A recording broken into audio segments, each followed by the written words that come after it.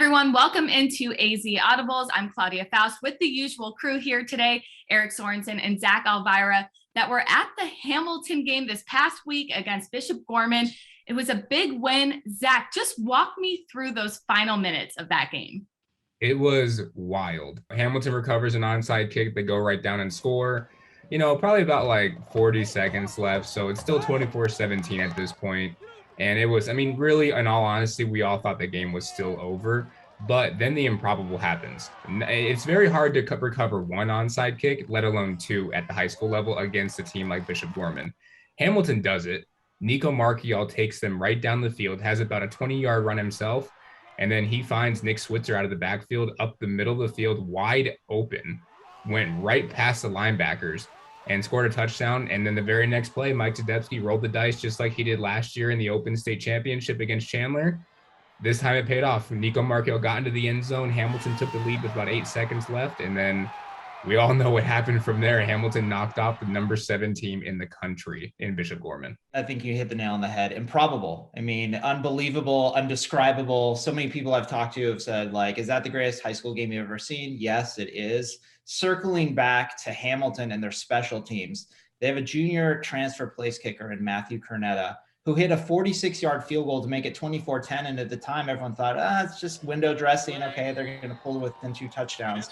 But that really started the snowball effect that allowed them to score the first touchdown and then the second touchdown. Another thing no one's really talking about is the way Coach Z and his staff navigated through their timeouts. Last year against Chandler in the championship game, the Open Division Championship game, their time management and clock management was horrible at the end of the game. Friday, they kept those timeouts. They used them when they absolutely had to, and all the pieces just sort of fell into place for Hamilton. So rare to do that against a team like Bishop Gorman, but congrats to the Huskies and great for the state of Arizona.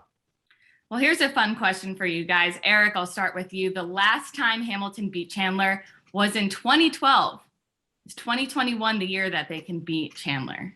I think they can beat Chandler because right now, Claudia, the best team they're going to face is Bishop Gorman. No offense to the Wolves, and I know the Wolves are going to look a lot different in December than they are in September, but Bishop Gorman looks like a college program. They have 20 to 25 Division I kids on their roster. If you can take down Bishop Gorman, you should be able to get over the mental effect of beating Chandler.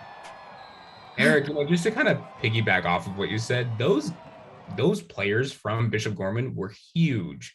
I was standing right there and they kind of ran right at me during warmups, and I was a little intimidated. I'm not that small of a guy either, but they were big. They were very big. To answer the question though, the answer is yes, they can, but will they? That game for Hamilton is going to be so emotional because of what happened last year. I'm more concerned about them keeping their emotions in check. Obviously, Chandler's a top dog. They're still the best in the state. They're still going to be ranked number 1 no matter what. Like Eric said, their offense is struggling a little bit. They're going to look a lot different in November. I think, yes, again, Hamilton can beat them, but the question is, will they be able to? And that, even with the win over Bishop Gorman, I'm still not quite sure of, because Chandler's another animal as well. Well, sticking with the Huskies, the Horizon Huskies also had a big 1-point win this past week against Desert Edge.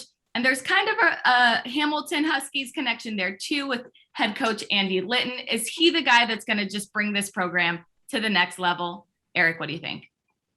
I think he could. Horizon's one of those schools where they're surrounded by so many powers. When you talk about Chaparral, Saguaro, Notre Dame Prep has had a lot of success in that area. Pinnacle's not far. That's one of their rivals.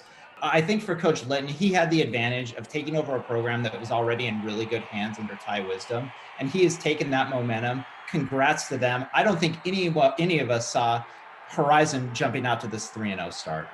Yeah, Eric, I'm going to agree with you there. I've seen firsthand what Ty Wisdom's been able to do so far with that Desert Vista program.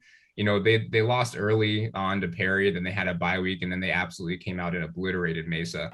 But going back to Horizon, he did leave that program in a very good place, and Andy Litton has just taken it and ran with it. They beat Pinnacle for the first time ever, and then now all of a sudden they beat a Desert Edge team that many of us thought were going to be in the Open Division once again. So that's really good for them. Well, that does it for this edition of AZ Audibles. I'm Claudia Faust with Zach Elvira and Eric Sorensen. If you want more AZ Audibles, you can head to sports360az.com.